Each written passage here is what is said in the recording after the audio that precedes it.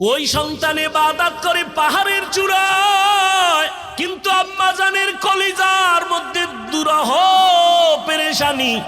সন্তানের না দেখলে ভালো লাগে না। সন্তান পাহাড়ে চলে গেল ইবাদত করার জন্য, কিন্তু আমি বৃদ্ধা মা সন্তানের একটু দেখব, কলিজা ঠান্ডা করব, এই সুযোগ আমার হলো না। মা মনে মনে চিন্তা করিয়া একদিন সিদ্ধান্ত নিল, আমি যেহেতু সন্তান আমার কাছে আসবে না, আমি একা একা যাইয়া আমি সন্তানকে একটু মোহাব্বতের ডাক দিয়া মোলাকাত করে ওর চেহারাটা দেখিয়া আমার কলিজা আমি ঠান্ডা করব। বৃদ্ধা মা চিন্তা করিয়া একদিন সকালবেলা সূর্য উদিত হলো, রোদের প্রখর তাপ, আম্মাজান সিদ্ধান্ত নিয়ে একা একা মহিলা মানুষ হেঁটে হেঁটে পাহাড়ের কিনারায় চলে গেলেন। যাইয়া এবার পাহাড়ের উপরে উঁচু জায়গা, ওই পাহাড়ের চূড়া এত উঁচু, সন্তান ওখানে ইবাদত করে। আম্মাজান হাতটা চোখের সামনে নিয়া এরপরে উপরের দিয়ে তাকাইয়া সন্তানের নাম ধরে ডাক দিছে, ও সন্তান একটু নিচে নেমে আসো, আমি তোমার একটু মোলাকাতের জন্য তোমার মা পাহাড়ের চূড়ার থেকে তোমাকে নিচে আসতে বলতেছি, তোমার চেহারাটা দেখবো কলিজা ঠান্ডা করার জন্য। আমি ঘর থেকে রোদের প্রচন্ড তাপ, সূর্যের গরম, তারপরেও আমি মা তোমার মোহাব্বতের বিরহের বেদনা সহ্য করতে পারি নাই, একটু দেখা দাও। সন্তানের মা এভাবে ডাকতেছেন বারবার। সন্তান পাহাড়ের চূড়ায় ছোট্ট ঘরের মধ্যে ইবাদতে নামাজে দাঁড়ানো, মা যে ডাকতেছে সন্তানের কানে আওয়াজ চলে গেছে।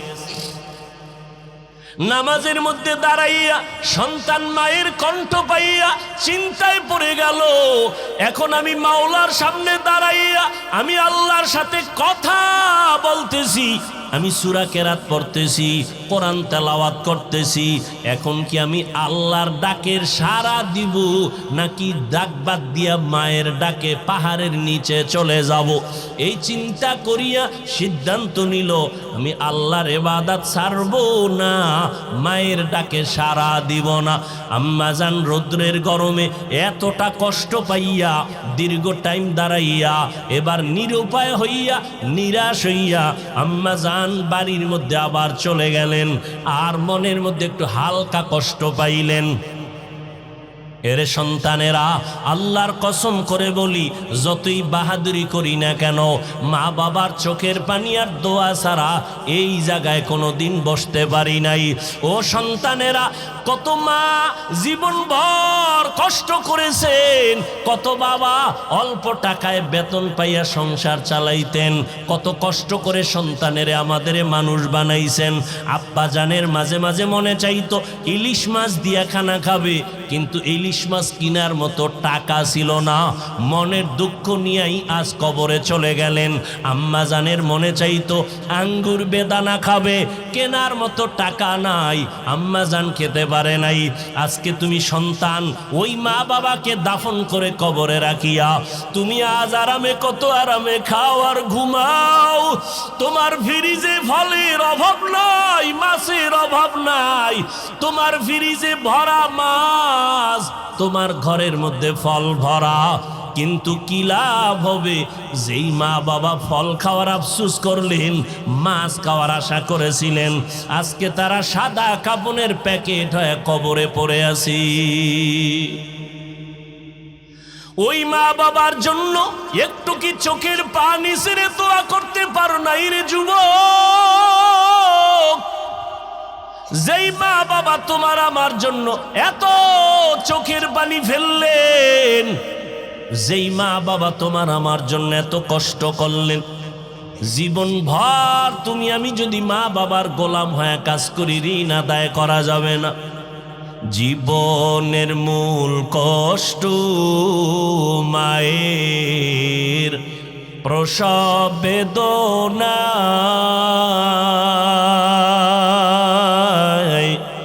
সাত আসমান সাত জমিন তখন মায়েরই মাথায়। জীবনের মূল কষ্ট মায়ের প্রসব বেদনায়, সাত আসমান সাত জমিন তখন মায়েরই মাথায়। আমার সুন্দর মুখ দেখে মায়ের, আমার সুন্দর মুখ দেখে মায়ের ব্যথা যায় দে হাসাইয়া। ও আমার প্রাণের মা, মা গো মা, কোথায় গেলে মোরে ছাড়িয়া, জনম দুঃখী ইয়াতীম আমি, চায় না কেহ ফিরিয়া। এরে নবীর আশেক, ওই মা জীবন ভর এত কষ্ট করেছেন, মায়ের কষ্ট কোনোদিন ঋণ আদায় করা যায় না। আল্লাহর বান্দাকে মা ডাকলেন, পাহাড়ের চূড়ার থেকে সন্তান নেমে আসলো না। মা মনে কষ্ট পাইয়া বাসায় চলে গেল। কয়েকদিন পরে আবার অন্তরের মধ্যে তুফান। সন্তানের না দেখলে কলিজা ঠান্ডা হয় না।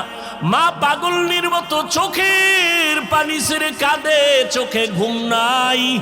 আর একটা দিন দেখি আমার সন্তানের কাছে যাই, একটু সন্তানের চেহারাটা দেখতে পারিনি। মা বৃদ্ধা মানুষ, আবার সূর্যের গরমে রওয়ানা। হাঁটতে হাঁটতে গিয়া পাহাড়ের নিচে দাঁড়াইয়া রহমতের নবী হাদিস বর্ণনা করেন। আল্লাহর নবী বলেন, ও সাহাবায়ে কেরাম, ওই মহিলাটা সন্তানের পাগল হইয়া দ্বিতীয়বার আবার রওয়ানা। পাহাড়ের নিচে যাইয়া নবী নিজের হাত মোবারক ডান হাতটা কপালের উপরে রাইখা ইশারা দিয়া বলে, মহিলাটা এভাবে হাত রাইখা পাহাড়ের উপরে তাকাইয়া দ্বিতীয় দিন সন্তানটারে আবার ডাকলেন, বাবা সহ্য করতে পারি না, একবার একটু দেখা দাও। আমি মায়ের চোখে ঘুম নাই, আমি যতবার চেষ্টা করি ঘুমানোর আমার চোখে ঘুম আসে না। ও সন্তান, একটা বার নিচে নাইমা আসো। সন্তানকে মা ডাকতেছেন, আজও সন্তান নামাজের ভেতরে দাঁড়ানো। নবীজি হাদিসে বলতেছেন, ওই মহিলাটা বারবার কষ্ট করে ডাকতেছি, সন্তান নামাজে দাঁড়ায় আজও চিন্তায় পড়ে গেল, আমি কি নামাজটা সারিয়া মায়ের ডাকে সাড়া দিয়া নিচে নামবো, নাকি আমার মাওলার সাথে আমি নামাজেই মশগুল হয়ে যাব। এভাবে কয়েকবার চিন্তা করিয়া আবেদ যুবক সন্তান এবাদাতের মজায় মগ্ন হইয়া নামাজটা সারে নাই। মা আজও নিরুপায় হইয়া কষ্ট পায় বাড়ির দিকে রওয়ানা।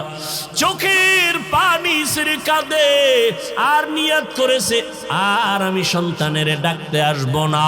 মনের কষ্ট নিয়ে মা বাসায় চলে গেলেন, কিন্তু মনেরে মানানো যায় না। যতই চেষ্টা করে মনকে আর থামানো যায় না। বিছানায় শুয়ে ঘুমানোর জন্য মায়ের চোখে ঘুম আসে না। নবীজি হাদিস বর্ণনা করেন, রহমতের নবী বলেন, ওই মহিলাটা আবার কান্না করে করে এবার ফাইনাল একটা সিদ্ধান্ত নিল, আজকে তৃতীয়বারের মতো আমি যাব পাহাড়ের কিনারায়, আমার কলিজার সন্তানটাকে আমি একবার শেষবারের মতো ডাকবো দেখার জন্য। কারণ ওই সন্তানের চিন্তায় না আমার খানা আছে না ঘুম আছে। মা পাগলের মতো আবার রওয়ানা। তৃতীয়বারের মতো সন্তান দৌড়ায় ওই পাহাড়ের চূড়ায় ইবাদত করে। মা বৃদ্ধা মানুষ কষ্ট করে করে জঙ্গলের কিনারা দিয়া পাহাড়ের কিনারায় গিয়া হাজির। আর সূর্যের গরমে এতটাই কষ্ট, ঘাম পড়তেছি। আম্মা জান পাহাড়ের সন্তানটারে ডাকতেছে, বাবা একটা বার আসো। দুইবার আসিয়া ফেরত গেলাম, আজকে ফিরাইয়া তুমি আমারে দিও না, একটু দেখা দাও। আমি তোমার চেহারাটা দেখলে আমার কলিজা ঠান্ডা হয়ে যাবে। সন্তান আজও নামাজের ভেতরে দাঁড়ানো, মা যে ডাকতেছি নামাজের মধ্যে বাপ সন্তান মায়ের ডাক শুনতেছি। কিন্তু চিন্তায় পড়ে গেল আমি কি নামাজ সারিয়া মায়ের ডাকে সাড়া দিব নাকি নামাজেই মশগুল হয়ে যাব। আল্লাহর বান্দা ইবাদতের মজা পাইয়া আজও সিদ্ধান্ত নিল নামাজ আমি ছাড়বো না, মায়ের ডাকেও সাড়া দিব না। মা তৃতীয়বারের মতো আজকেও সন্তানের সাড়া না পাইয়া এতটা কষ্ট নিয়ে চোখের পানি নিয়ে বিদায় হয়। আজকে একটা অন্তর থেকে মায়ের অজান্তে বড়দোয়া নেমে আসে। মা এবার বিদায় বেলা কয়, ও আল্লাহ, আমার কলিজার ব্যথাটা সন্তানেরে বুঝাইতে পারলাম না। তোমার সন্তান ইবাদতে এত মজা পাইয়া আজ 3 বারের মতো আসলাম, সাড়া দিল না। ও আল্লাহ, মনে চায় বেশি বরদোয়া করি, তবে বেশি না। আজকে একটা কথা তোমার কাছে ফরিয়াদ করি, আল্লাহ, ওরে জেনাকারিনী একটা মহিলার চেহারা না দেখাইয়া ওরে মরণ দিবা না। মায়ের দোয়া আর সে আজিমে চলে গেছে। 3 দিন সন্তানের আশায় দেখা করতে এসেও সন্তান দেখা দিল না। ইবাদত আল্লাহর জন্য পাগল।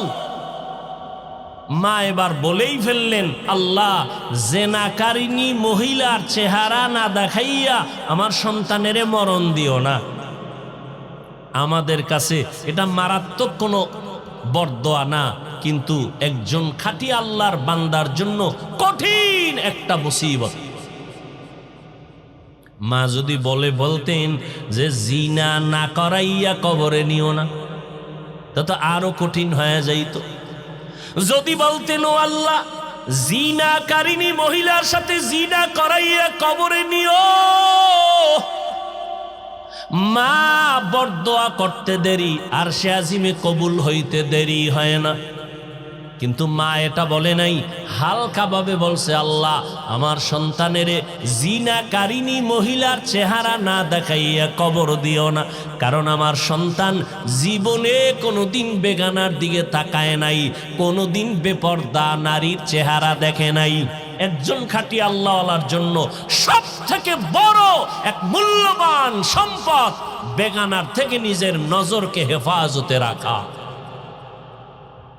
আমরা সাধারণ মনে করি, কিন্তু আল্লাহর কাছে এটার দাম অনেক বেশি। একজন নারী বেগানা পুরুষ থেকে নজরকে বাঁচাইয়া রাখা জীবনের বড় মূল্যবান একটা সম্পদ। একজন পুরুষ বেগানা নারীর চেহারা থেকে নিজের নজরকে বাঁচাইয়া রাখা মূল্যবান একটা সম্পদ। মা বরদোয়া করে ফেললেন, হে মালিক, আমার সন্তানটাকে জিনাকারিনী মহিলার চেহারা না দেখাইয়া কবর দিও না। মায়ের বরদোয়া কবুল হবে না? হবে না? হইয়াই গেছে। এদিকে কারবার শুরু। মা তো চলে গেছেন কষ্ট পাইয়া, চোখের পানি ছেড়ে। এদিকে কারবার শুরু হয়ে গেছে। কি? ওই পুরা এলাকার ভেতরে বনি ইসরাইলরা ঘটনার সুনাম গাইতেছে। আরে আমগো পাহাড়ের চূড়ায় একজন যুবক এত বেশি ইবাদত করে, জীবনে কোনোদিন কোনো বেগানা নারীর চেহারা দেখে নাই, বেপর্দা হয় নাই, আল্লাহর পেয়ারা বান্দা। ওই এলাকায় এক সুন্দরী মেয়ে ছিল, চরিত্রহীন। ওই মেয়েটা কয়, এই তোমরা এত গুণগান যার গাও, আসলেই কি এমন সে কোনো নারীর দিকে তাকায় না? কয় না। তাহলে আমি চ্যালেঞ্জ দিলাম, আমার চেহারা দেখলে সে না তাকাইয়া পারবে না। মহিলা চ্যালেঞ্জ দিল। চ্যালেঞ্জ দিয়া মহিলা ঠিকানা নিয়ে চলে গেল পাহাড়ের চূড়ায়। ওই জিনাকারিনী মহিলাটা পাহাড়ের চূড়ায় চলে গেল। গিয়া দেখে যুবক নামাজে দাঁড়ানো, ভাঙা একটা ঝুপড়ি পাহাড়ের চূড়ায়। মেয়েটা গিয়া নামাজের সামনে দাঁড়াইল। যত অপচেষ্টা করলো, কোনোভাবেই ওই যুবক, ইবাদত করনেওয়ালা যুবকের নজর ওই মেয়েটার দিকে নিতে পারল না। মহিলাটা ব্যর্থ হইয়া মনের দুঃখ নিয়ে পাহাড়ের নিচে নেমে এসে একটা ষড়যন্ত্র করলো। মায়ের বরদোয়া চলতেছে, কষ্ট হইতেছে আপনাদের? মায়ের বরদোয়া চলতেছে। ওই মহিলা যুবক এবাদতকারী বান্দার নজরকে কারিয়া নিতে না পারায় ষড়যন্ত্র শুরু করলো। নিচে নেমে চলে গেল। পাহাড়ের পার্শ্বে একটা চেটিয়াল ময়দান, খোলা ময়দান, বকরি চড়ায় এক রাখাল। ওই রাখালের কাছে চলে গেল, গিয়া রাখালের সাথে জেনা করলো। ওই রাখালের জিনা করার মাধ্যমে পেটে একটা সন্তান আসলো, অবৈধ সন্তান। এই সন্তানটা দুনিয়াতে যখন ভূমিষ্ঠ হয়ে গেল, এই নারীটা এত বড় খারাপ একটা নারী, দুনিয়ার পুরুষগুলোকে ধ্বংস করার জন্য যত লাইনে ষড়যন্ত্র আছে, এর মধ্যে বড় একটা ষড়যন্ত্র বেপর্দা নারী। এই নারীটা জিনা করছে কার সাথে বলেন? সন্তান দুনিয়াতে আসছে, এখন সন্তানেরে কোলে নিয়া এলাকায় ঘুরে আর এই প্রশংসাকারীরা, তোমরা যে এবাদাত গুজার বান্দার এত সুনাম গাইলা, তোমার ওই এবাদাত গুজার বান্দা আমার সাথে জিনা করছে, ওই জিনার কারণে এই যে সন্তান। কঠিন এক ষড়যন্ত্র না? জিনা করেছে রাখালের সাথে, কিন্তু মহিলা এলাকায় ঘুরে ঘুরে বলতেছে এই জিনা করেছে তোমাদের ইবাদত করনেওয়ালা। এই কথা শুই না যখন এলাকাবাসীর মনে একটা দুঃখ, যারে এত মোহাব্বত করি ভালো জানি তার হালাত এমন কেন। এরা লাঠি সোটা নিয়া পাহাড়ের চূড়ায় গেল। চূড়ায় যাইয়া ওই ইবাদত করনেওয়ালা যুবকের খানকা ঘর ভেঙ্গে দিল।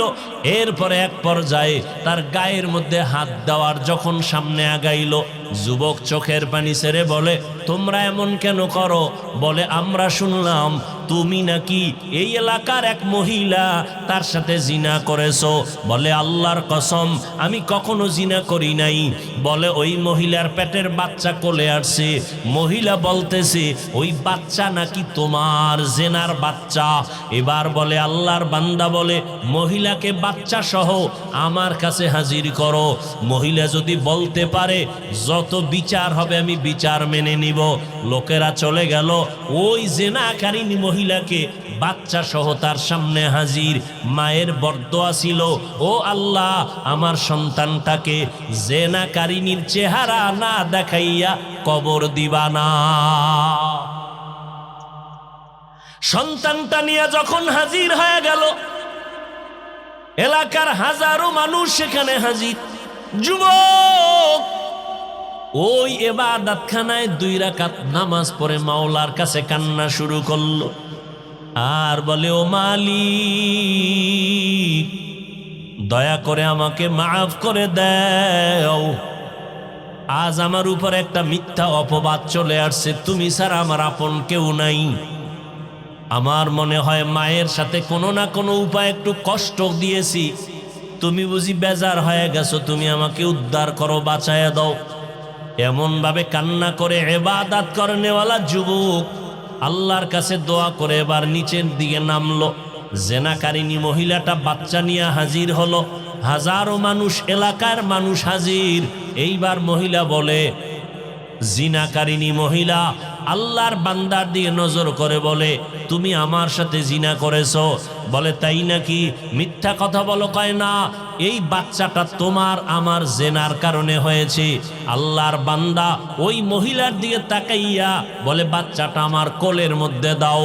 আল্লাহর ইবাদত করনেওয়ালা বান্দা বাচ্চাটারে কোলের মধ্যে নিয়া আল্লাহর দিকে তাকায় বলে আল্লাহ তুমি কুদরতের ফয়সালা দাও। এই কথা বইলা দুধের বাচ্চাটারে ডাক দিয়া কয় বাচ্চা তুমি বলো জবান কইলা তোমার বাবাকে। আল্লাহ কুদরতের দ্বারা বাচ্চাটার জবান খুলে দিয়েছে। বাচ্চাটা ডাক দিয়া বলে আমার বাবা হলো পার্শ্বে বকরির রাখাল,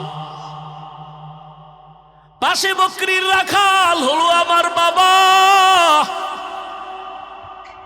আল্লাহ তাআলা যুবকের কুদরতি ভাবে বাঁচাইয়া দিয়েছেন। যুবকের সম্মান এলাকার মানুষ নষ্ট করতে চাইলো, পারলো না। ওই জেনাকারিনী নারী চাইলো, নষ্ট করতে পারলো না। আল্লাহ যাকে হেফাজত করবেন, দুনিয়ার হাজারো ষড়যন্ত্রকারীরা কোনোদিন তার সম্মান নষ্ট করতে পারবে না। বরং কেউ যদি অপবাদের তুলনায় ষড়যন্ত্র করে, আল্লাহ ওদের ধ্বংস করবেন, আল্লাহর প্রিয় বান্দাকে হেফাজত করবে। বিপদটা আইলো কেন? এটা একটা বিপদ না? কেন আসছে বলেন? এই জন্য নবী বলেন দুইটা অপরাধ আছে দুনিয়ায়। একটা হলো জুলুম, এই জুলুম করলে শাস্তি হবে দুনিয়ায় মরার আগে। আর একটা অপরাধ হলো মা বাবার সাথে বেয়াদবি। মা বাবার সাথে যদি বেয়াদবি করো, এর শাস্তিটাও দুনিয়াতে চলে আসবে। ও এলাকার মুসলমানেরা, ও বৃদ্ধ বাবাজিরা, ও পর্দার আড়ালের আম্মা জানেরা, ও যুবকেরা, কয়দিনের দুনিয়াতে বাজবারে বাবা। ওই মা বাবার দোয়া নিয়ে সামনে আগাও, আল্লাহর কাছে তওবা করো। রমজান পাইয়াও নামাজ ঠিক মতো পড়তে পারলা না রে বাবা। আজকে তাকায়া দেখো, আমরা যে এত কষ্ট করে বয়ান করি, সারা দেশে দৌড়াই 12 মাস, আমরা তো এই কথা বলি না টুপি মাথায় না দিলে জাহান্নামে যাইবা, স্কুল কলেজে পড়লে জাহান্নামে যাইবা, একবারও বলি না তাবলিগে না গেলে জাহান্নামে যাইবা, বলি না।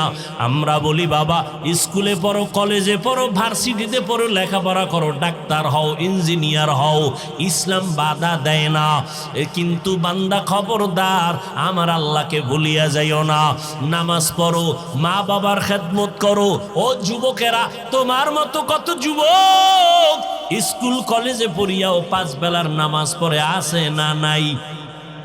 তোমার অন্তরকে জিজ্ঞাসা করো, তুমি কেন পারবা না রে বাবা? ও যুবক, তোমার মতো কত যুবক র্যাব, আর্মি, পুলিশ, বিডিআরের চাকরি করে, নামাজ ছাড়ে না, তুমি কেন পারবা না রে বাবা?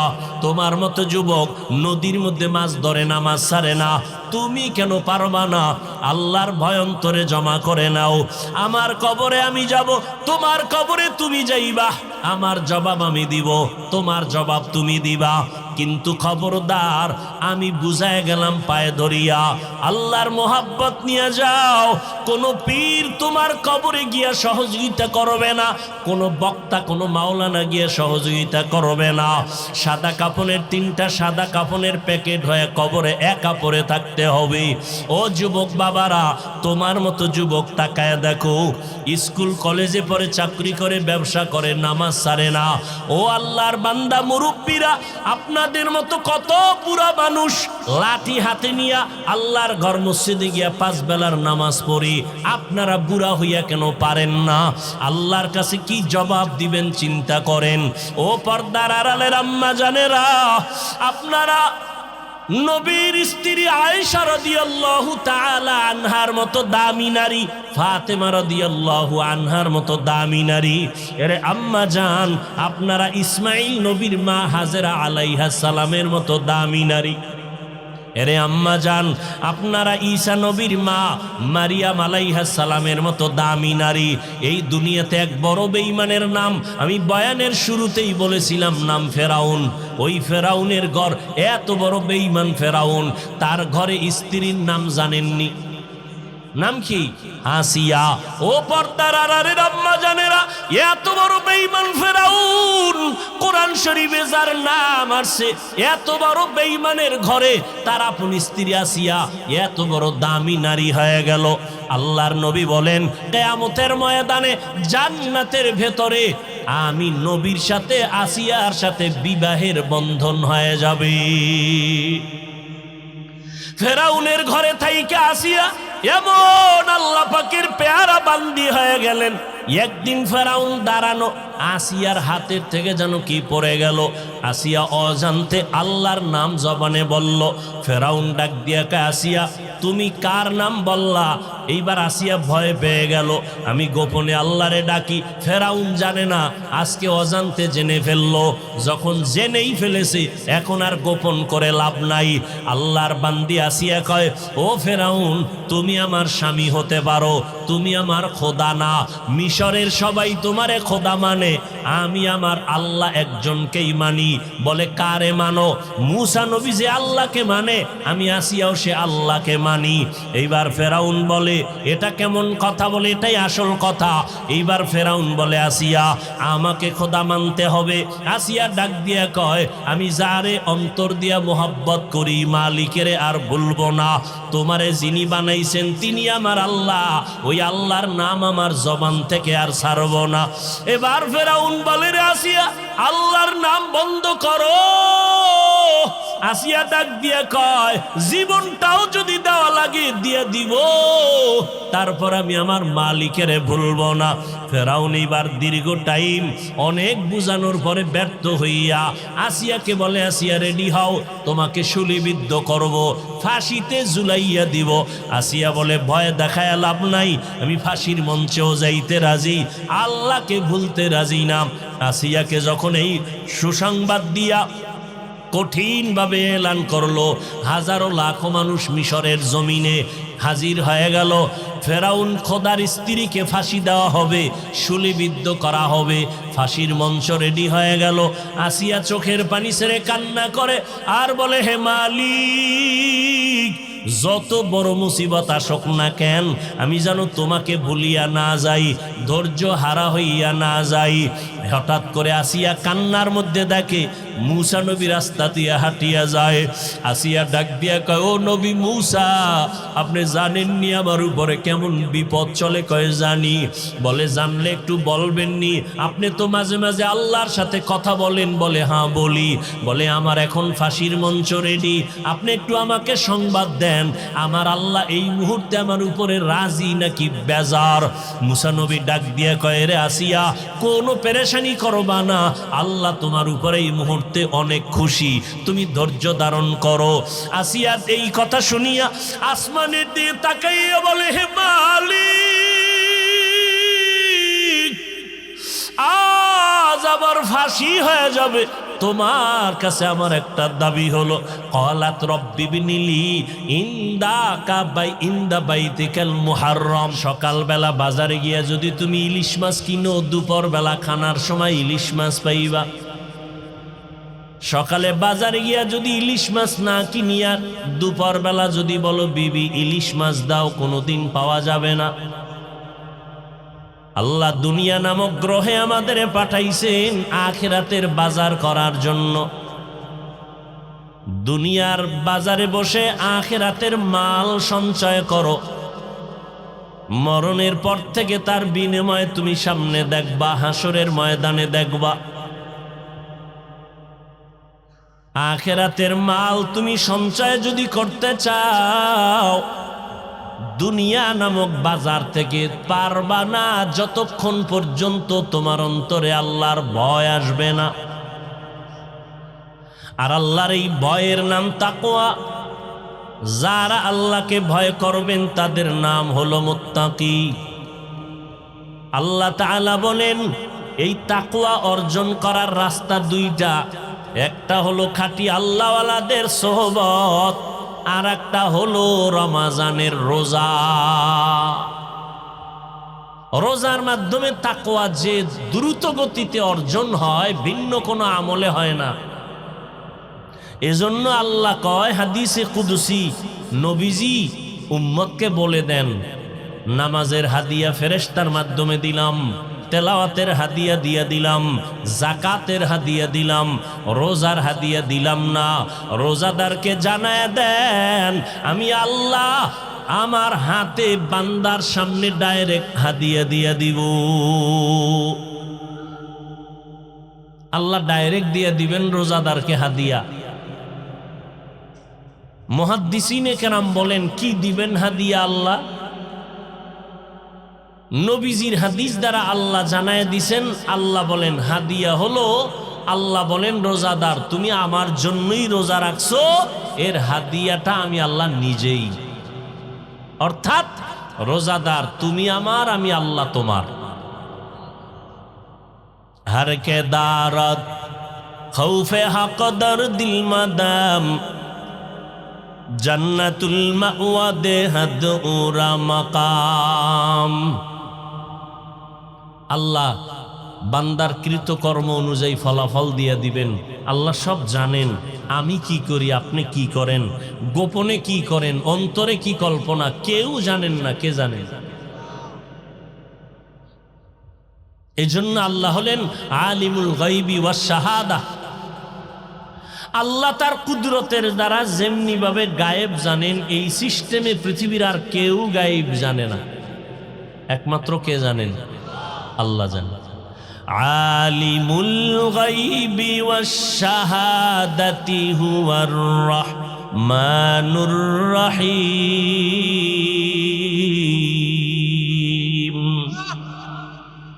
গায়বের মালিক কে? কেউ যদি মনে করে এই আল্লাহ যেইভাবে কিছু জানেন এটা আরো কেউ জানেন, এই মনে করার নাম শিরিক। যারা মনে করে তারা মুশরিক।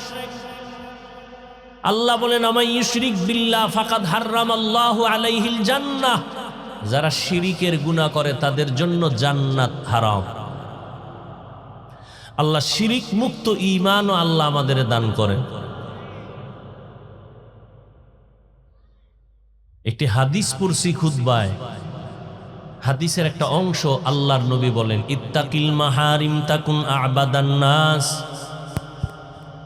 ও উম্মত, তোমরা অবৈধ গুনাহের কাছ থেকে নিজেকে বাঁচাইয়া রাখো, তো মানুষের মাঝে তোমার মর্যাদা বেড়ে যাবে, আল্লাহও তোমার মর্যাদা বাড়ায় দিবেন। গুনাহ থেকে বেঁচে থাকো। বেশি বেশি তসবিহ টানার নাম তাকওয়া না, বেশি বেশি জিকির করার নাম তাকওয়া না, বেশি বেশি নামাজ পড়ার নাম তাকওয়া না। তাকওয়ার মূল স্লোগানটা কি? গুনাহের থেকে নিজেকে বাঁচাইয়া রাখার নাম তাকওয়া। এটাকে আরো সহজে আমি এভাবে বলি, নেক আমল করতে পারি বা না পারি, গুনাহ করা যাবে না, এর নাম তাকওয়া।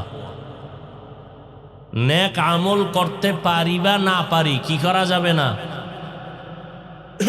এটা হলো আসল তাকওয়া। কুওয়াতে নে কিনাদারি বদমকুন বরওয়াজুদে খদসতম বে হদমকুন। গুনাহমুক্ত জীবন বড় দামি এক জীবন। এজন্য আল্লাহ ভিন্ন এক আয়াতে বলেন আল্লাযী খালাকাল মাউতা ওয়াল হায়াতা লিয়াবলুয়াকুম আইয়ুকুম আহসানু আমালা ওয়া হুয়াল আজিজুল গফুর।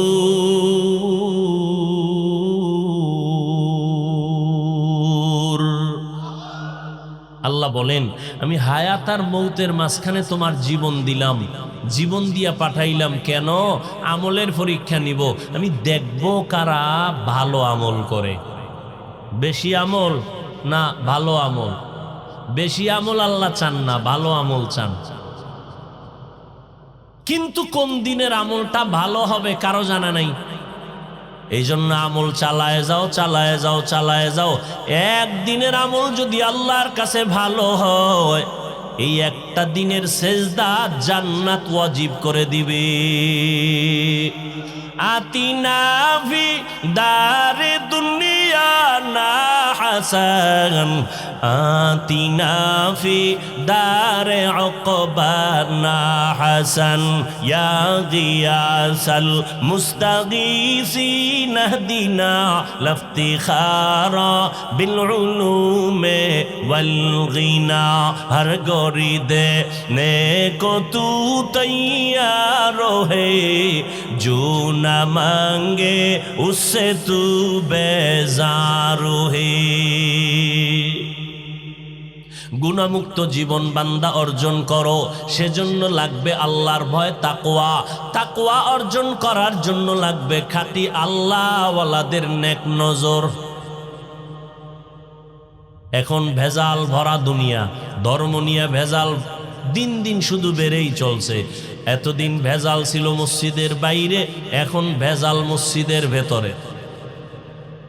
কে বুকে হাত বানলো, কে নাভির নিচে হাত বানলো, এ নিয়ে দ্বন্দ্ব, এ নিয়ে সালাম নাই কালাম নাই। সালাম দেয় না, আমরা দিলেও নেয় না, আছে না নেই? বিষয় কি? কয় নাভির নিচে হাত বাঁধি কেন? তাহলে এতদিন দ্বন্দ্ব ছিল, তর্ক বিতর্ক ছিল মসজিদের বাহিরে, এখন কোথায়? মসজিদের ভেতরে। আল্লাহ সবাইকে হেদায়াত দান করুন।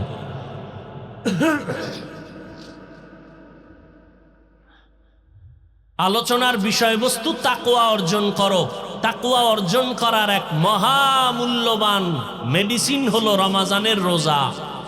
কিন্তু কপাল খারাপ, এই সমাজে বহু মুসলমান ছিল যারা বলছে আমার ঘরে কি ভাতের টান আছে, আমি রোজা রাখবো কেন?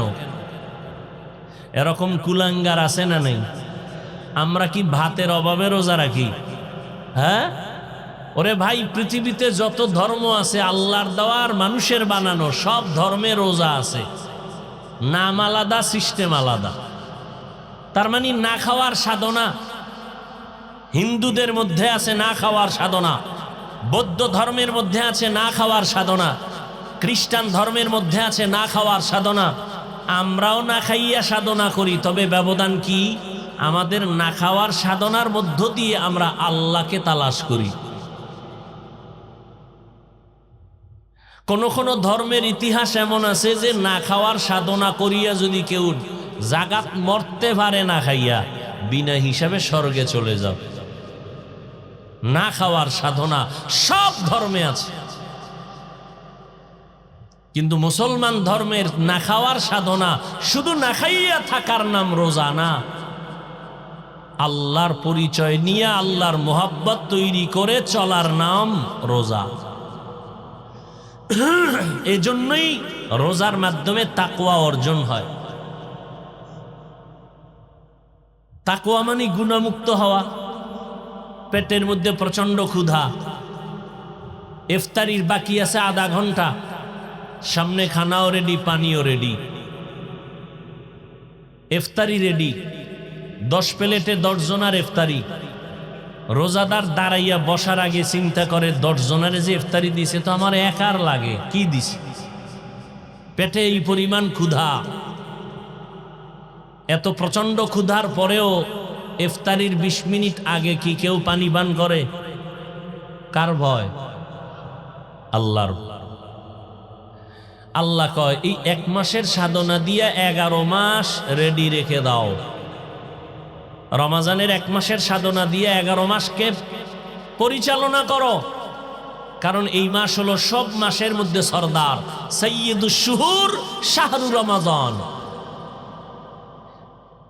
আল্লাহ বলেন রমাজান হলো আল্লাহর মাস, নবীজি বলেন শাহরু রমাজান শাহরুল্লাহ, রমাজান আল্লাহর মাস।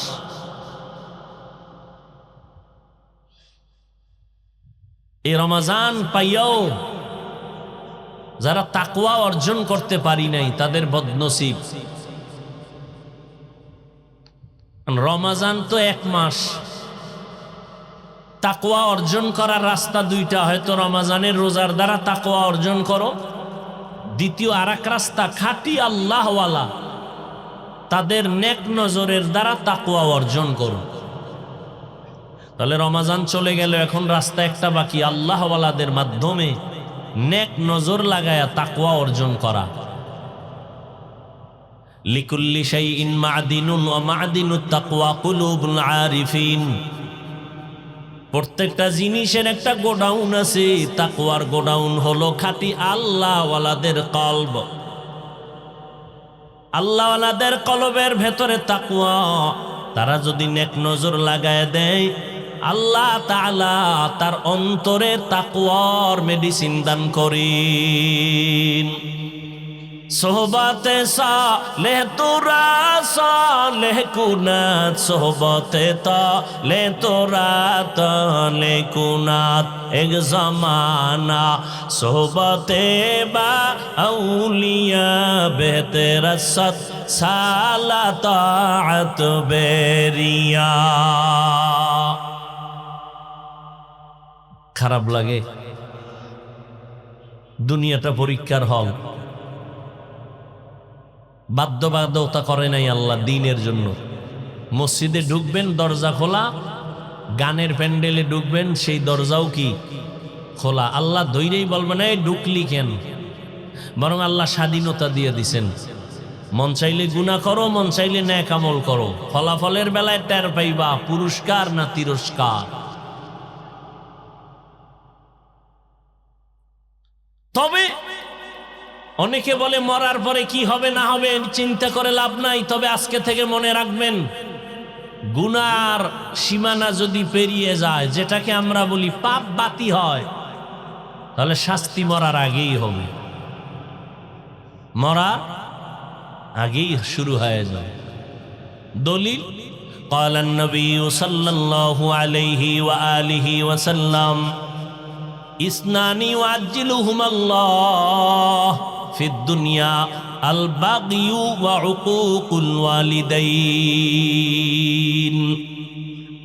নবীজি বলেন দুইটা অপরাধ আছে এমন, যেই অপরাধটা করলে শাস্তি হবে দুনিয়ায়, মরার আগে না পরে।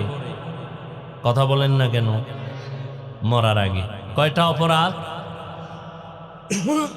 এক নাম্বার অপরাধের নাম জুলুম। অপরাধের নাম কি? জুলুম। জুলুম করলে জুলুমের শাস্তি মরার আগেই দুনিয়ায় হবে। এই জুলুম আবার তিন প্রকার: আল্লাহর সাথে জুলুম করা, নিজের সাথে জুলুম করা, অন্য অন্য মাখলুকতের সাথে জুলুম করা। আল্লাহর সাথে যত জুলুম, এর মধ্যে বড় জুলুমের নাম হলো শিরিক। ইয়া বুনাইয়া লা তুশরিক বিল্লাহ ইন্নাশ শিরকা লাযুলমুন আযীম। লোকমানে হাকিম তার সন্তানকে বলে, ও সন্তান, আল্লাহর সাথে শিরিক করবা না।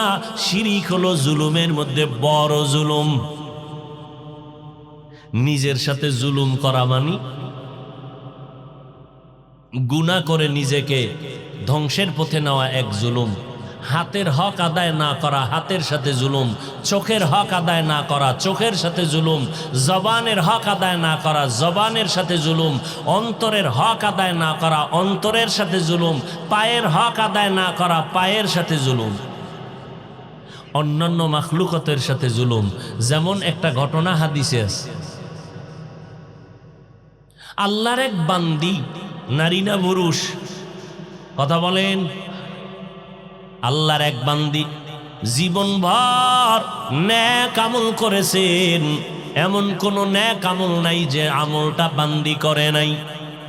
সারাটা জিন্দেগি নেক আমল, কিন্তু জীবনের এক শেষ বেলা সামান্য একটু অন্যায় করে ফেললো। আল্লাহর ভিন্ন একটা মাখলুক, একটা বিড়াল ঘরের মধ্যে আনিয়া এরপরে খাঁচা আটকাইয়া রাখলো। খাঁচা আটকাইয়া রাখিয়া বিড়ালটাকে কোনো খানা মহিলা দেয় নাই। অন্যের ঘরে যাইয়া বিড়ালটা খানা খাবে সেই সুযোগটাও দেয় নাই। বিড়ালটা ধুকে ধুকে ধুকে ধুকে খাঁচায় পড়ে মারা গেল ক্ষুধার যন্ত্রণায়। নবীজি বলেন, ও সাহাবায়ে কেরাম, এই মহিলা জীবনভর নেক আমল করার পরে একটা বিড়ালের খানা না দিয়ার কারণে বিড়ালটা ক্ষুধার কারণে মরে গেল। গাইবি আওয়াজ সরাসরি চলে আসলো, কে যেন জানায় দিল, এই আল্লাহর বান্দি, জীবনভর যত নেক আমল করেছো, বিড়ালের জুলুম করিয়া কষ্ট দেওয়ার কারণে, বিড়াল মরে যাওয়ার কারণে তোমার জীবনের সব নেক আমলগুলো বরবাদ। একটা বিড়ালকে কষ্ট দিলে জীবনের সব আমল যদি বরবাদ হয়, আমরা যারা মানুষের কষ্ট দেই, আছে না নাই? জোরে বলেন। কত কষ্ট, এক তো গালাগালি করে কষ্ট, গীবত শেকায়াত করে কষ্ট, এরপরে আবার আছে মানুষের উপরে হামলা করে কষ্ট, মামলা করে কষ্ট, হত্যা পর্যন্ত করে না করে না। দিন দিন শুধু হত্যা বাড়তেছে। ও আল্লাহর বান্দারা, বড় কঠিন এক বিষয়। এরে নবীর আশিক, ভালো করে বুঝো, আল্লাহ পাক কিন্তু পাপরেও ছাড়ে না। সীমা লঙ্ঘন করলে শাস্তি দুনিয়ায়। এক আল্লাহর বান্দা, একটা মেয়ে স্বামীকে জবাই করেছে। কাকে জবাই করছে? স্বামীকে। একা পারে নাই, সাথে আর একটা ছেলেরে নিয়ে নিছে, একটা যুবক ছেলে, তার পরিচিত বন্ধু। এই দুইজনে মিলে রাতের ঘুমের মধ্যে স্বামীকে জবাই করেছে।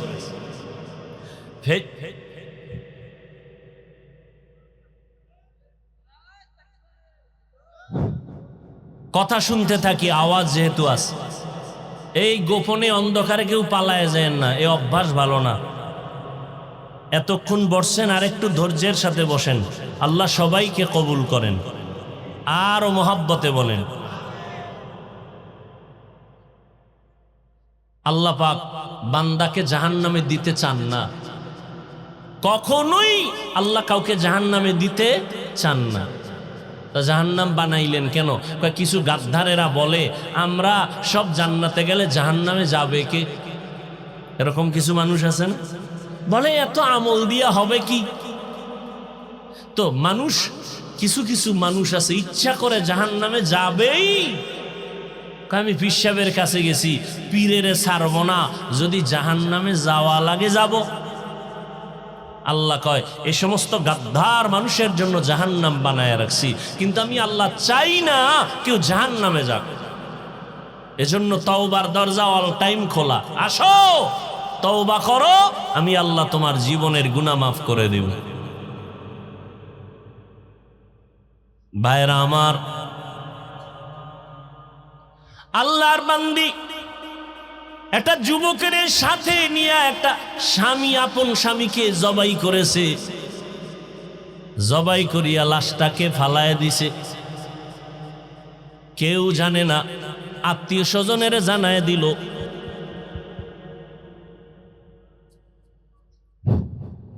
আত্মীয় স্বজনের জানায় দিল, কি তোমার স্বামী মরলো কেন?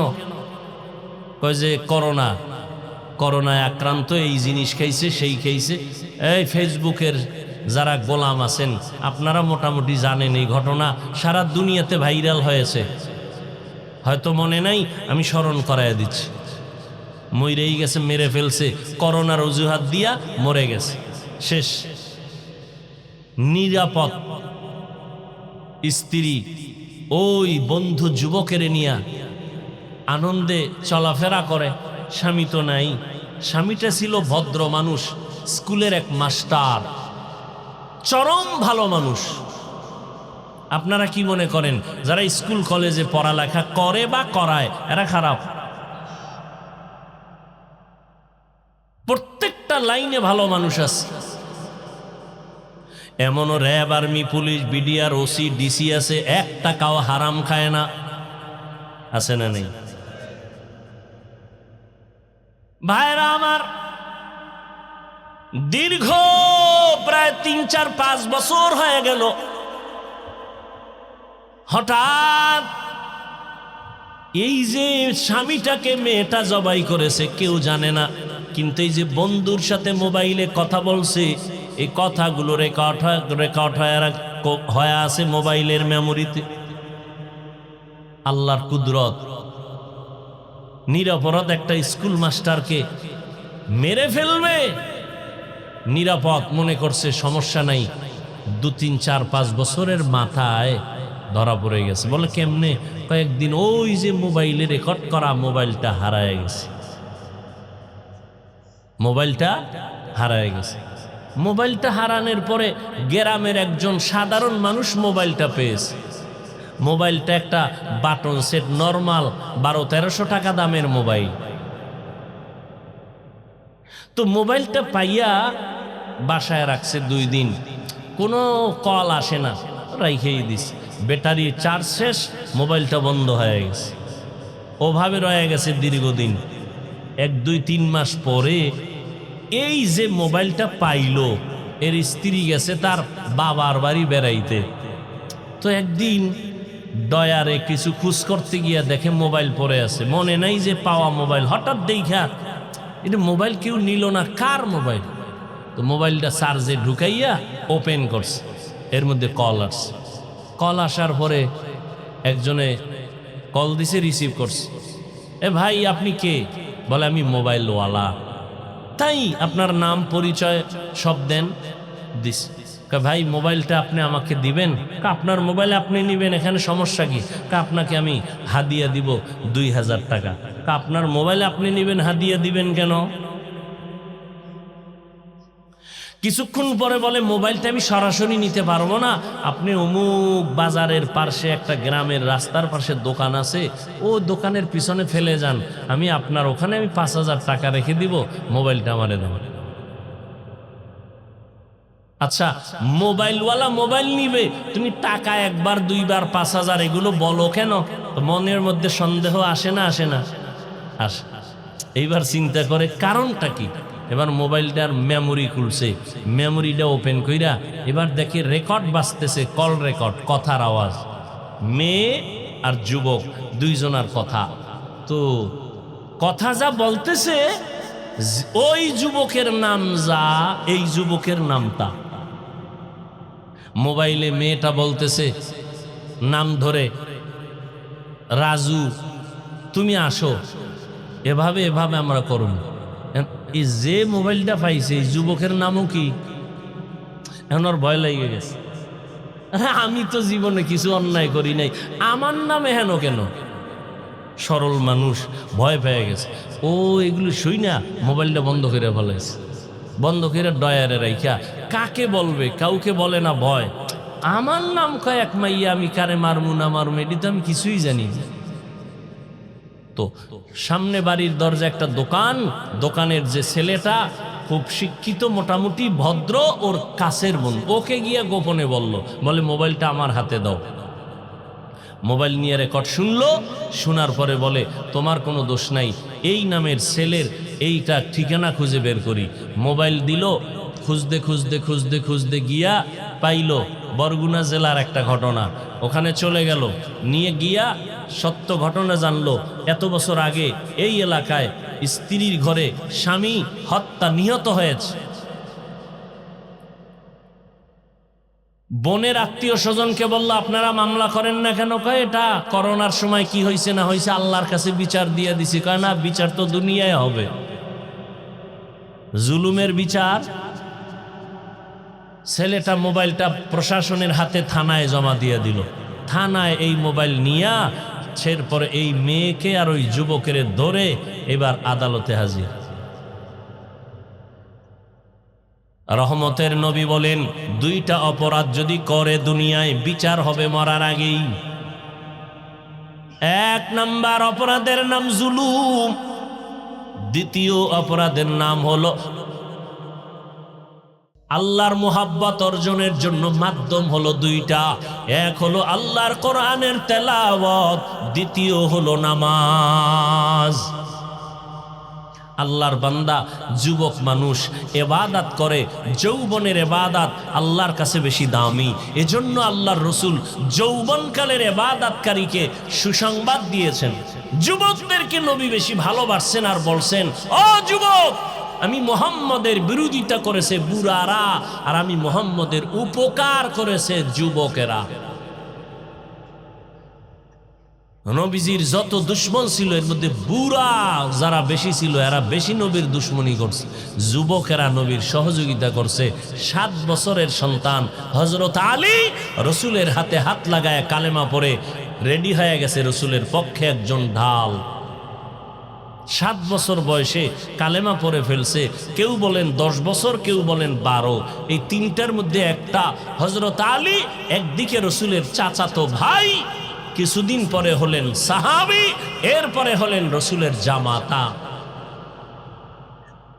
সে আলীর দাম কত? নবী বলেন, আনা দারুল হিকমা ওয়া আলিয়ুন বাবুহা, আমি মুহাম্মদ ইলমের হিকমতের ঘর, আর এই ঘরের দরওয়াজা আমার আলী। আল্লাহ আলীকে এত জ্ঞান দিছিলেন, যেই জ্ঞানের প্রশংসা করতে গিয়া ওমর বলে, লাউলা আলিয়ুন লাহালাকা ওমর, আলী যদি আমার চেয়ারের পাশে না থাকতো তো আমি ওমর ধ্বংস হয়ে যেতাম। বলে তা কেমনে? হযরত ওমর খেলাফতের মসনদে বসা, পাশে হযরত আলী। এক মহিলা নবী খলিফাতুল মুসলিমিন ওমরের সামনে আসে, এসে বলেন, ও খলিফাতুল মুসলিমিন, আমি জুলুম করেছি, বিচারটা দুনিয়ায় করে দেন। কি করেছ? বলে আমি জিনা করেছি, আমার পেটে অবৈধ বাচ্চা, আমাকে হত্যা করে বিচার করে দেন।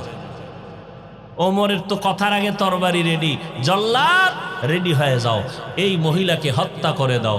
হযরত আলী বলেন, খবরদার খলিফাতুল মুসলিমিন, হত্যা করবেন না, এই মহিলার কোনো অপরাধ নাই। অপরাধ আর মহিলার অপরাধ হতে পারে, কিন্তু বাচ্চাটার কোনো অপরাধ নাই। মহিলাকে মারতে গিয়ে শিশু বাচ্চাটার উপরে, নবজাতক বাচ্চা দুনিয়াতে আসবে, এই বাচ্চার উপরে যেন কোনো অন্যায় না হয়। হযরত ওমর কয়, জল্লাদ দাঁড়াও, সিদ্ধান্ত আলী দিয়া দাও। আলী সিদ্ধান্ত দিলেন। ওমরের খেলাফত যুগে আলী বলেন, ও মা, আপনি ঘরে চলে যান, নিরাপদে থাকেন, আরামে ঘুমাবেন, খানা খাবেন, দুনিয়াতে বাচ্চা আসবে, বাচ্চাকে লালন পালন করে বড় বানাবেন, নিজের পায়ে দাঁড় করাবেন। বাচ্চা যখন নিজে বুঝে শুনে চলবে, কোনো টেনশন নাই, একা একা চলতে পারবে, এই পর্যায়ে যখন যাবে তখন আপনি আদালতে আসবেন, তারপরে আপনার বিচার হবে, বাচ্চার উপরে কোনো জুলুম হবে না। ওমর কয়, রে আলী, এই মুহূর্তে তুমি যদি না হইতা, আমি ওমর ধ্বংস, জুলুম হয়ে যদি যাইতো, তা আল্লাহ আমাকে পাকড়াও করে ফেলতেন। এর নাম তাকওয়া, এর নাম আল্লাহর ভয়। আবু বকর সিদ্দিক রাদিয়াল্লাহু তাআলা আনহু নরম দিলের মানুষ, খেলাফতের দায়িত্ব পালন করেন, অর্থ মন্ত্রণালয় থেকে বেতন নিতেছেন। একদিন স্ত্রী বলে, আমার একটু মিষ্টি খাইতে মনে চায়। আবু বকর বলে, যেই টাকা বেতন পাই এই টাকা দিয়ে মিষ্টি খাওয়ানোর মতো আলাদা টাকা নাই, পারবো না, মাপ চাই। কিছুদিন পরে আল্লাহর বান্দি আবু বকর সিদ্দিক রাদিয়াল্লাহু তাআলা আনহুর স্ত্রী, কেমন স্ত্রী, ডাক দিয়া কয়, স্বামী আমার, কিছু টাকা জমাইছি, আপনার বেতনের টাকা থেকে অল্প অল্প করে কিছু টাকা জমাইলাম, এই টাকা দিয়ে আমাকে মিষ্টি এনে দেন। স্ত্রীও আল্লাহর প্রিয় বান্দি, আল্লাহর প্যারা বান্দি, স্বামীর মিষ্টি খাইতে তেমন মন চায় না, কিন্তু এটা একটা পরীক্ষা নিতেছেন। আবু বকর বলে, ও বিবি, তাহলে বেতন থেকে যেই টাকাটা তুমি বাড়াইলা, বাঁচায়া রাখলা মিষ্টির জন্য, তাহলে বোঝা গেল এই টাকা আমার সংসারে লাগে না। বুঝেননি? বুঝেন বুঝেন। আবু বকর বলে, তুমি আমার বেতন থেকে যেই টাকা বাঁচাইয়া রাখলাম মিষ্টির জন্য, তাহলে প্রমাণ হলো আমার বেতনের বাকি টাকায় সংসার চলে। এই টাকা, বেতনের বাড়তি টাকা যেটা বাঁচাইয়া রাখছো, এই টাকা ছাড়াও বাকি টাকায় সংসার যেহেতু চলে, এই টাকাটা বেশি, অতএব আগামী মাস থেকে এই টাকা বেতন থেকে কর্তন করে দিব, নিব না। हर के दारद खौफे हक दर दिल मदम जन्नतुल मअवा देहद उरा मकाम। এই জন্য একটা প্রবাদ আছে, সংসার ধন্য হয় রমণীর গুণে, সংসার ধ্বংস হয় নারীর কারণে। একজন আম্মা জান যদি আবেদা হয়, আমলওয়ালা হয়, নেককারিনী হয়, ওই মহিলাটা একজন স্বামী যত বড় খারাপ হোক, তাকে লাইনে আনতে 1 মাস টাইম লাগে না। স্বামী বেতন পায়, সরকারি চাকরি করে, মাসে বেতন কত বলে 22,000। 1 মাসে দেখা গেল স্বামী বেচারা 22,000-এর থেকে আরো 3,000 বেশি নিয়ে আসলো। স্ত্রী ডাক দিয়া কয়, স্বামী, বেতন তোমার 22,000, 3,000 টাকা বাড়তি আনলা কেন? বলে, অমুক জায়গার থেকে হাদিয়া পাইছি, বুঝলাম, ঠিক আছে।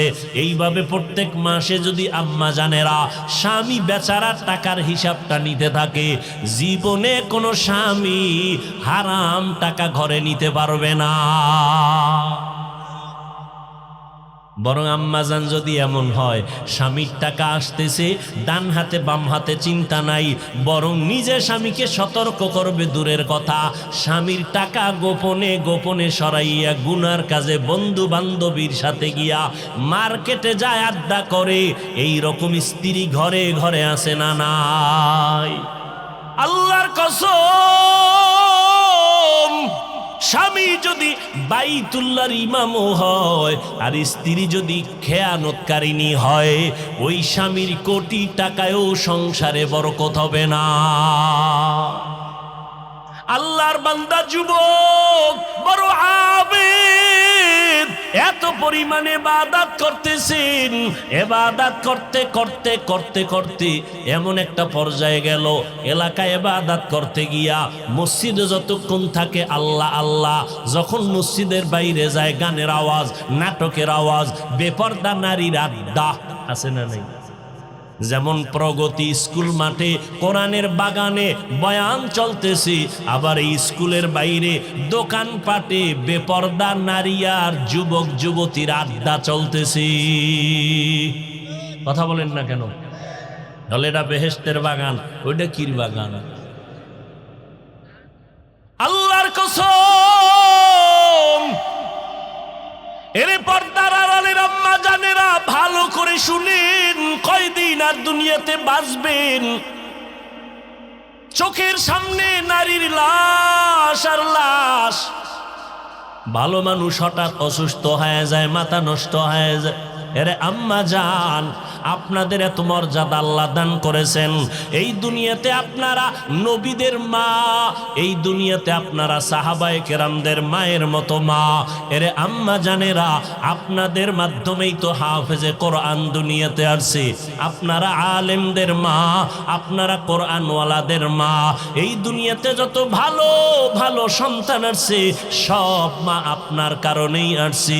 এই দুনিয়াতে যত ভালো ভালো সন্তান, আখিরাতের লাইনে হোক আর দুনিয়ার লাইনে হোক, যত ভালো সন্তান আছে, এসপি সাহেবের ব্যবহার ভালো, এমপি সাহেবের ব্যবহার ভালো, একজন প্রফেসরের ব্যবহার অনেক সুন্দর, ওসি সাহেবের ব্যবহার ভালো, ডিসি সাহেবের ব্যবহার ভালো, চেয়ারম্যানের ব্যবহার ভালো, একজন চৌকিদার মেম্বার কমিশনারের ব্যবহার ভালো। যত ভালো ভালো সন্তান ভালো বলি, এগুলো তাদের ব্যক্তিগত বাহাদুরি না, সব হলো মায়ের অবদান। এরে আম্মা জান, আপনাদের এত দাম, এত মর্যাদা আল্লাহ দান করেছেন।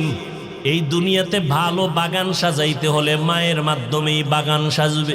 আম্মা জানের আদর্শ ভালো হবে, সন্তানের আদর্শ ভালো হবে। এরে আম্মা জান, ওই যুবক সন্তানটা ইবাদত করতে করতে মনটা এমন তৈরি হয়ে গেছে, আমি মসজিদে নামাজ পড়ি, আল্লাহকে ডাকি, বাইরে বের হলে মন খারাপ, গুনাহ গুনাহ, চারদিকে গুনাহ, বেপর্দা নারীর আড্ডা, গানের আওয়াজ, নাটকের আওয়াজ। না, আমি এই লোকালয়ে থাকবো না। ইবাদত নিয়ত করিয়া যুবক আবেদ দৌড়াইয়া চলে গেল জঙ্গলে, পাহাড়ের কিনারায়, পাহাড়ের মধ্যে একটা চূড়ায় গিয়া ইবাদতের ছোট একটা ঘর বানাইল। ইবাদত করনেওয়ালা যুবক পাহাড়িয়া জঙ্গলের চূড়ায় উঠিয়া ছোট একটা ইবাদতের ঝুপড়ি বানাইয়া ওখানে বান্দা একা একা ইবাদত করে। পাহাড়ের চূড়ায় কোনো মানুষ নাই, গানের আওয়াজ নাই, একদিকে জঙ্গল, কোলাহল মুক্ত, মানুষের কোনো আড্ডা নাই, বেপরদার নারী নাই। ওই যুবক সন্তান ওখানে বসে বসে এক নাগারে ইবাদত করে, খানার টেনশন নাই। কারণ দেখবেন যারা আল্লাহর মোহাব্বত নিয়া আল্লাহর ইবাদতে মশগুল থাকে, এদের খানার ক্ষুধা থাকে না, আল্লাহর ইবাদতে তাদের ক্ষুধা নিবারণ হয়ে যায়। আল্লাহর ইবাদতের মাধ্যমে তাদের ক্ষুধা নিবারণ হয়ে যায়। ওই যুবক পাহাড়ের চূড়ায় বসে ইবাদত করে, ঘরের মধ্যে আম্মাজান বৃদ্ধা মানুষ, মা সারা ঘরের মধ্যে কেউ নাই। ওই মা একা একা ঘরে আছেন। যুবক ছেলেটা ইবাদতের জন্য পাহাড়ের চূড়ায় চলে গেল। আম্মাজানেরা ও ভালো করে শুনেন, কেমন মায়ের কেমন সন্তান। যুবক পাহাড়ের চূড়ায় ইবাদত করে, কিন্তু মায়ের কাছেও আসে না। বৃদ্ধা মা ঘরের মধ্যে বসে বসে ইবাদত করে, সংসারের মোটামুটি পরিচালনাও করে, কিন্তু মনের মধ্যে একটা অভাব। আমার ইবাদত করনেওয়ালা সন্তানের না দেখলে কলিজা ঠান্ডা হয় না। মা বাবা মধ্যে সন্তান লালন পালন করে, মা বাবা অবদান রাখে বেশি, মায়ের অবদান এত বেশি। সন্তানকে মা এতটা আদর দেয়, এতটা স্নেহ মমতা দেয়।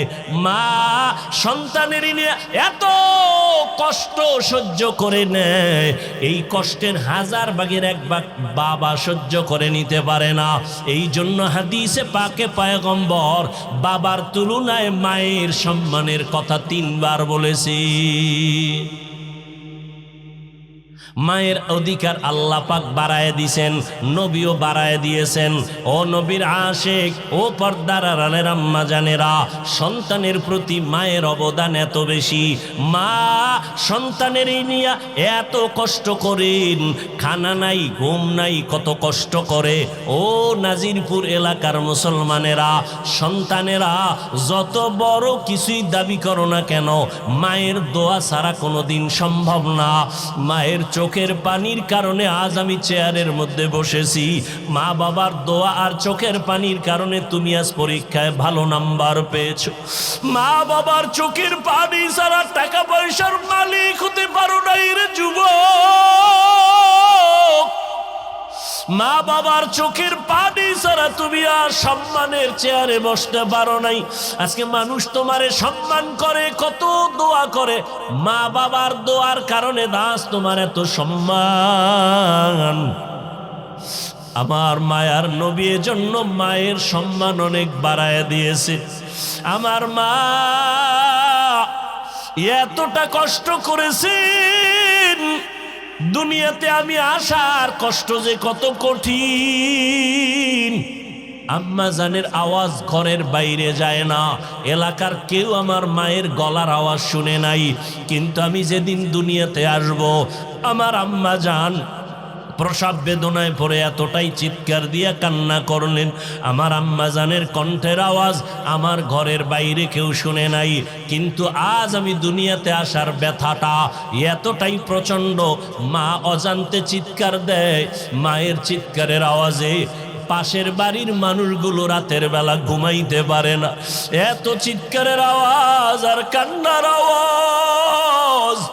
মা চিৎকার দিয়ে কয়, আজ আমি মনে হয় মরে যাব, আর বাঁচবো না। আমার দাদি, আমার নানি, আমার আম্মা জানের কাছে সহযোগিতার জন্য বসে আছেন।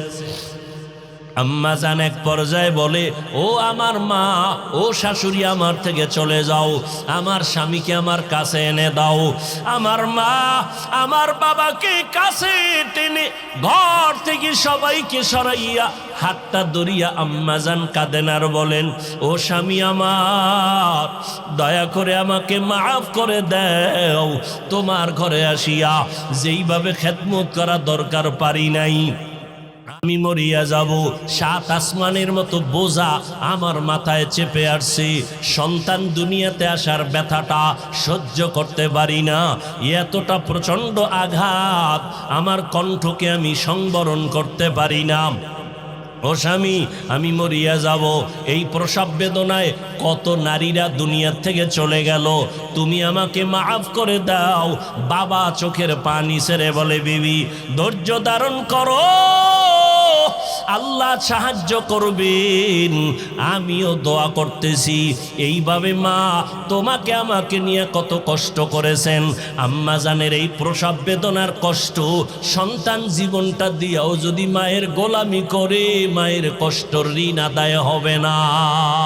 ও আল্লাহ, ইন্দাকা বাইতান ফিল জান্নাহ, ও দয়ার মালিক, আমি আসিয়াকে এত বড় খোদা ফেরাউন দাবিদার তার ঘরে থাইকে একটা আরামের বিছানা পাই নাই, আমার এত সুন্দর রাজকীয় খানা দানা তারপরও খানা পাই নাই।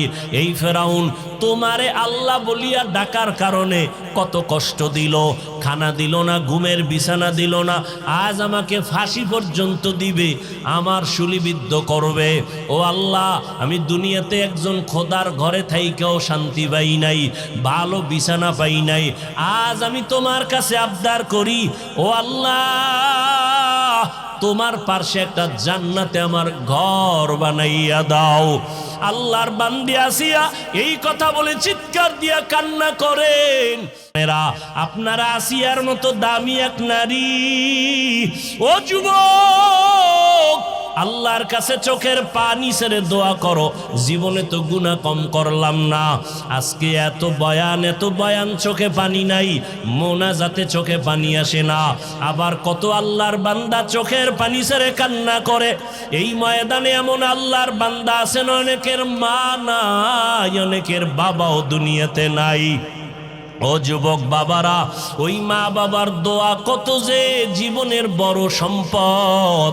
মা বাবার দোয়া নিয়ে সামনে আগাও।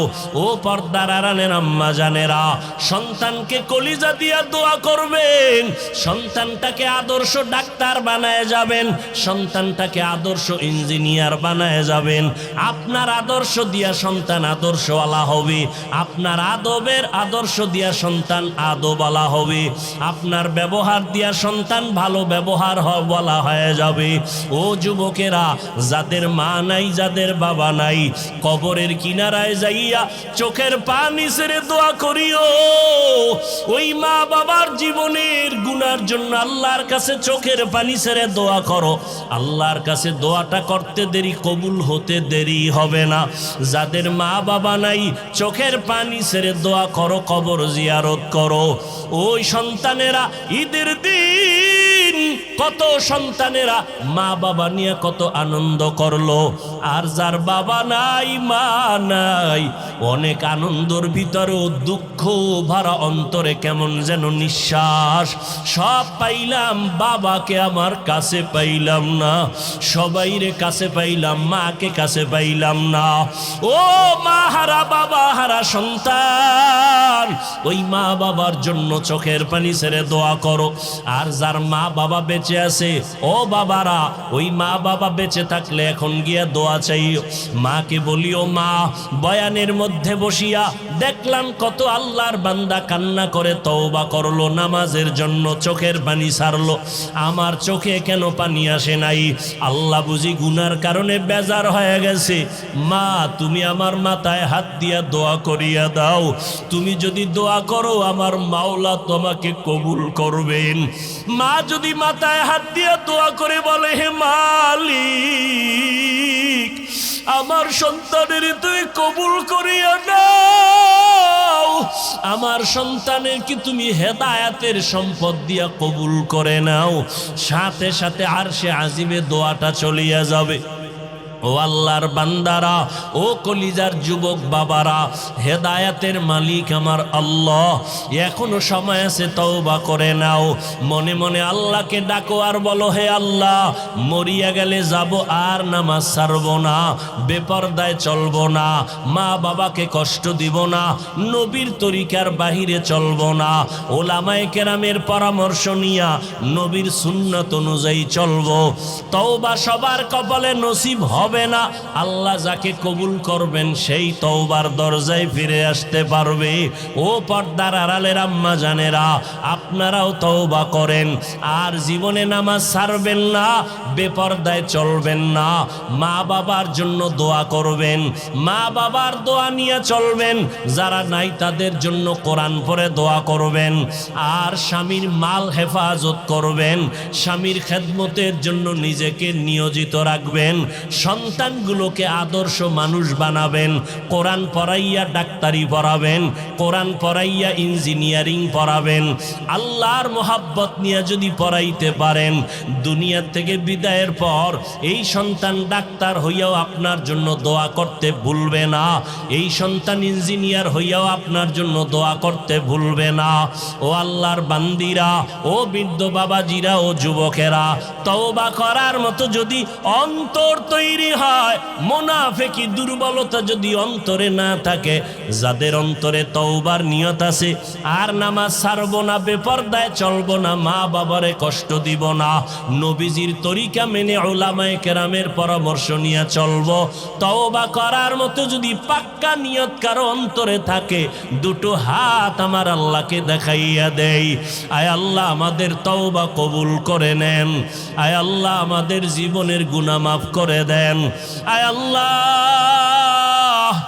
আমরা যারা হাত তুলেছি কাউকে খালি ফিরাইয়া দিয়েন না, মেহেরবানি করে মরণ পর্যন্ত তওবার উপরে মজবুত হইয়া চলার তৌফিক দান করেন, আমিন। আলহামদুলিল্লাহি রাব্বিল আলামিন, ওয়াসসালাতু ওয়াসসালামু আলা সাইয়্যিদিল আমবিয়াই ওয়াল মুরসালিন ওয়া আলা আলিহি ওয়া আসহাবিহি আজমাইন। ইয়া আরহামার রাহিমিন, ইয়া আরহামার রাহিমিন, ইয়া আরহামার রাহিমিন, রব্বিরহামহুমা কামা রব্বায়ানি সগীরা। আল্লাহুম্মা ইন্নাকা আফুউন কারীম তুহিব্বুল আফওয়া ফা'ফু আন্না। আল্লাহুম্মা ইন্না নাসআলুকা রিযাকা ওয়াল জান্নাহ ওয়া নাউযু বিকা মিন সাখাতিকা ওয়ান নার। আল্লাহুম্মা ইন্না নাউযু বিকা মিনাল বারাসি ওয়াল জুনুনি ওয়াল জুযামি ওয়া সাইয়্যিল আসকাম। ও দয়ার মালিক, গভীর রজনীতে আমরা গুনার বোঝা নিয়ে আপনার দরওয়াজায় হাজির হয়েছে। কত উলামায়ে কেরামরা হাত তুলেছেন, কত সাদা দাড়িওয়ালা মুরব্বীরা, হাজী সাহেবরা হাত তুলেছেন, কত ব্যবসায়ী, কত চাকরিজীবী, কলিজার টুকরা, কত যুবক, কত ছাত্র ভাই, পর্দার আড়ালে কত মা বোনেরা হাত তুলেছেন। আয় আল্লাহ আমরা সবাই গুনাহগার, জাহান্নামের আসামি। দুনিয়াতে যেদিন আসছিলাম কত পবিত্র, মা বাবা কত আনন্দ করেছিলেন, আজ গুনার কারণে জীবনটারে নাপাক করে ফেলেছি। চোখ দুইটা বন্ধ করে দেখি, আমার গুনার কারণে আমার হাত দুইটা নাপাক, আমার জিহ্বা নাপাক, আমার অন্তর নাপাক। গুনাহের কারণে আমার চক্ষু নাপাক।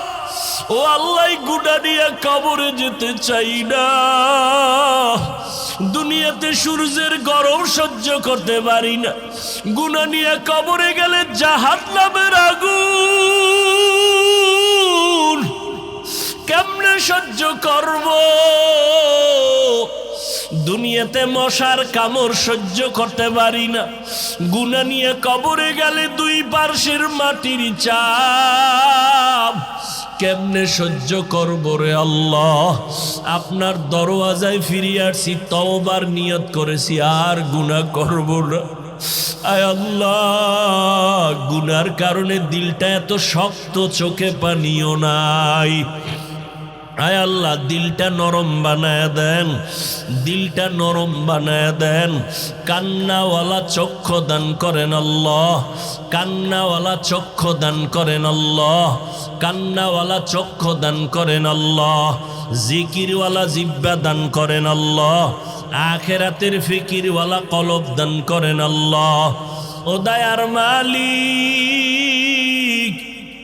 জাহান্নামের আগুন থেকে নাজাত চাই, মেহেরবানি করে আমাদের জীবনের সকলের সমস্ত গুনাহ মাফ করে দেন। আয় আল্লাহ, মাহফিল কবুল করে নেন, আয়োজনকারীদের কবুল করে নেন। দান সৎকার সহযোগিতা যারা করেছেন কবুল করে নেন। আয় আল্লাহ এলাকার ঘরে ঘরে শান্তি দান করেন। আয় আল্লাহ সারা দুনিয়াবাসীকে মাফ করে দেন। আয় আল্লাহ ফিলিস্তিনের জমিনে মুসলমানের কান্নার আওয়াজ, আমরা আরামে খাই আর ঘুমাই, আমরা রোজা রাখলাম, ইফতারি করলাম, সাহারি খাইলাম। ফিলিস্তিনের মুসলমান, চেচনিয়া, বসনিয়া, সোমালিয়ার মুসলমান, কাশ্মীরের মুসলমান কত কষ্টে জীবন কাটায়। ওদের ইফতারি নাই, সাহারি নাই। ওই জালেম ইসরাইলেরা কত জুলুম করেছে, আপনি ছাড়া আমাদের আর কেউ নাই রে আল্লাহ। ফিলিস্তিনের মাজলুম মুসলমান সহ সমস্ত মাজলুমদের উপরে রহমতের চাদর বিছায়া দেন আল্লাহ। ইসরাইলের